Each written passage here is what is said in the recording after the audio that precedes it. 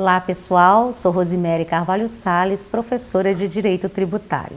A aula de hoje nós vamos falar sobre a imunidade das instituições de educação e de assistência social sem fins lucrativos.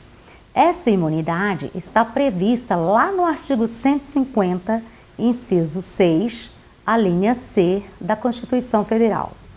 Essas instituições de educação e assistência social sem fins lucrativos, ela tem direito à imunidade sobre os impostos que afetam o patrimônio, a renda e os serviços. Então a gente tem que observar o que é uma instituição de educação e o que é uma instituição de assistência social.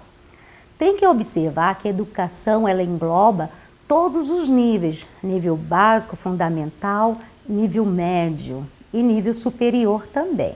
Então, todas as instituições de educação, em diversos níveis, têm direito à imunidade sobre o patrimônio, renda e serviços.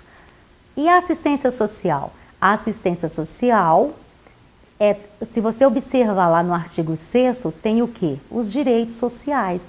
Então, a assistência social pode alcançar qualquer objeto social, qualquer direito social previsto no artigo 6º. Agora, essas empresas com estas atividades têm que ser somente as sem fins lucrativos. O que quer dizer uma instituição de educação e de assistência social sem fins lucrativos? Para terem esse benefício, elas têm que cumprir alguns requisitos da lei. Quais sejam? Esses requisitos estão previstos lá no artigo 14 do Código Tributário Nacional. Ou seja, a empresa não significa que é sem fins lucrativos que ela não possa ter lucro. Claro que toda empresa tem lucro. O objetivo também é o lucro. Só que aquele lucro, o que você vai fazer com aquele lucro?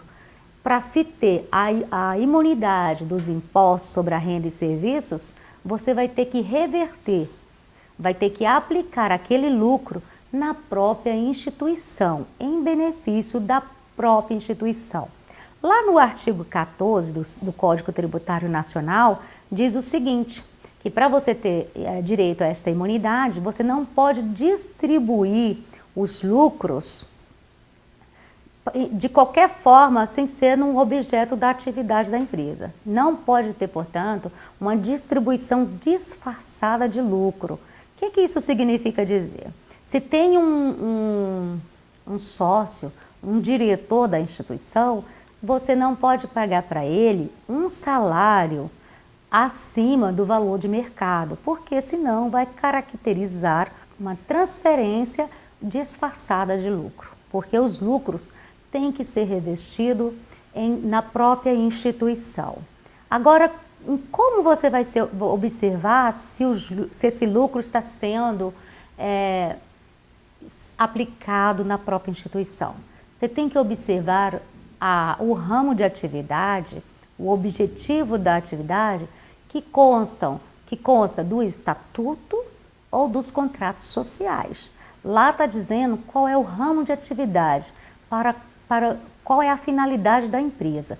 Então, neste caso, todo o lucro terá que ser revertido naquelas finalidades que constam ali do contrato e do estatuto. Claro, gente, não adianta somente estar previsto no estatuto. Tem que se observar na prática se aquele lucro está sendo realmente aplicado. Para isso, é necessário o cumprimento de outro requisito também que está previsto lá no artigo 14 do CTN, qual seja, que a escrituração das despesas e das receitas tem que estar revestida das formalidades legais, ou seja, a instituição tem que escriturar a receita e a despesa de acordo com a legislação.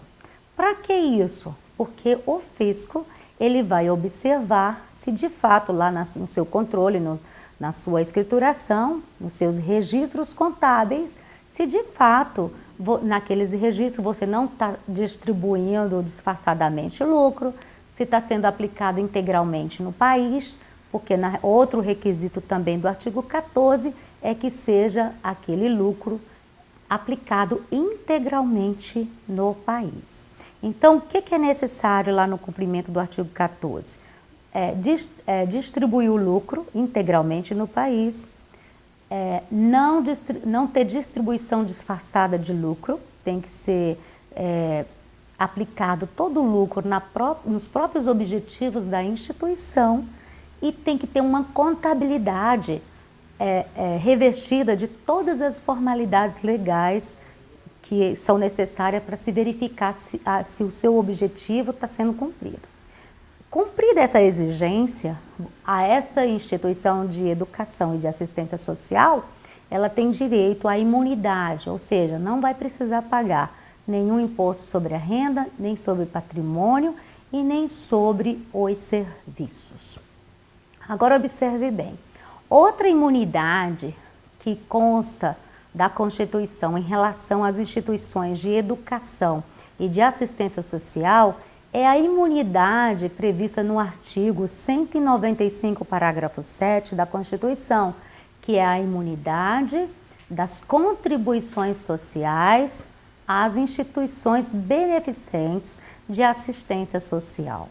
Agora, vamos observar o seguinte, lá no artigo 195, parágrafo 7º, ela fala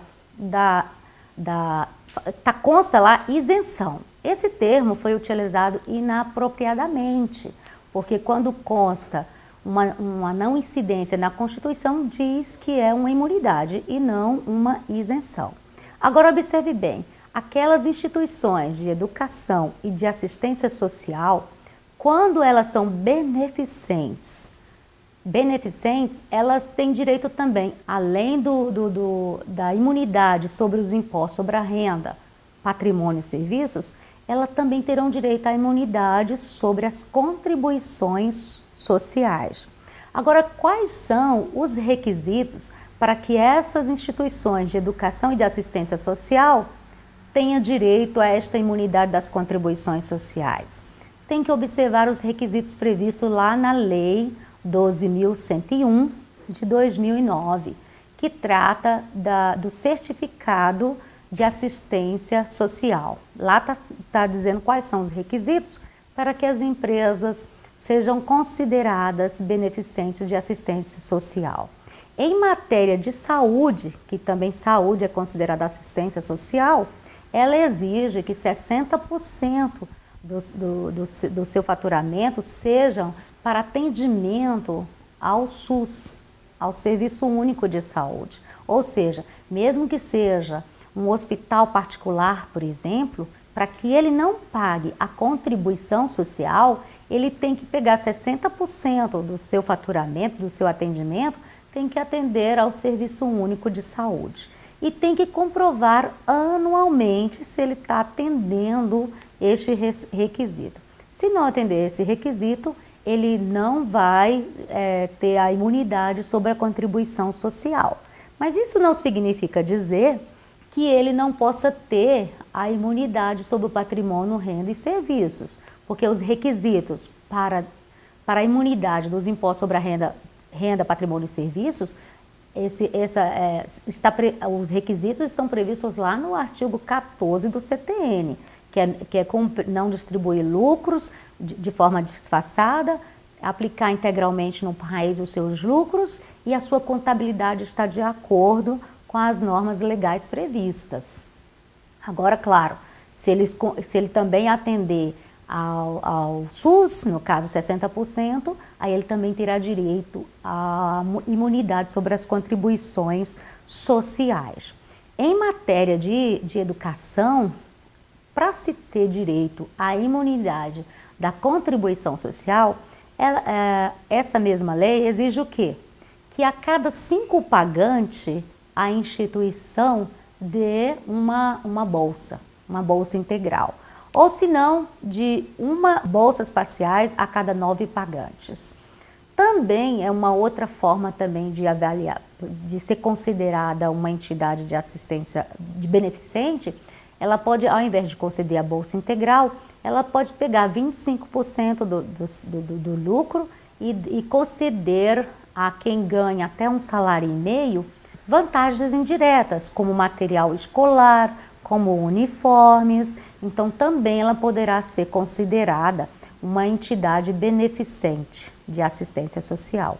Então, digamos, se uma escola de ensino médio, por exemplo, particular, ela concede a cada 5 pagantes uma bolsa integral, se ela concede bolsas parciais também, ou se ela distribui 25% em material escolar, em uniformes, essas instituições, embora sejam privadas, embora tenham lucros, elas terão direito à imunidade sobre as contribuições sociais, que difere, como eu já tinha falado, da imunidade sobre os impostos, patrimônio e renda.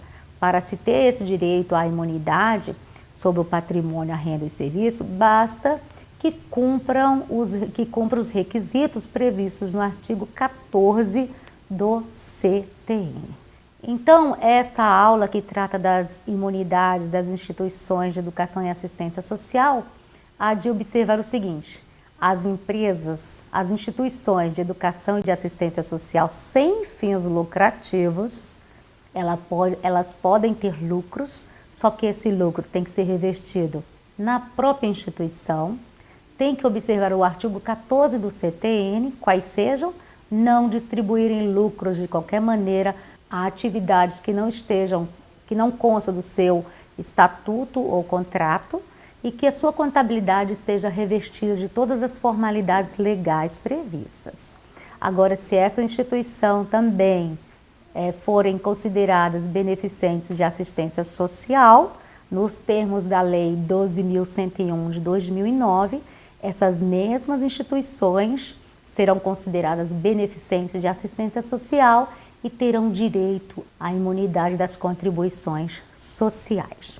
Eu gostaria que vocês, se gostarem, compartilhem.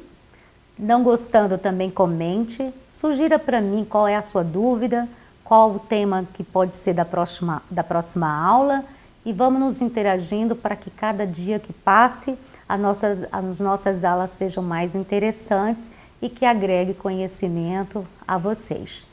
Obrigada.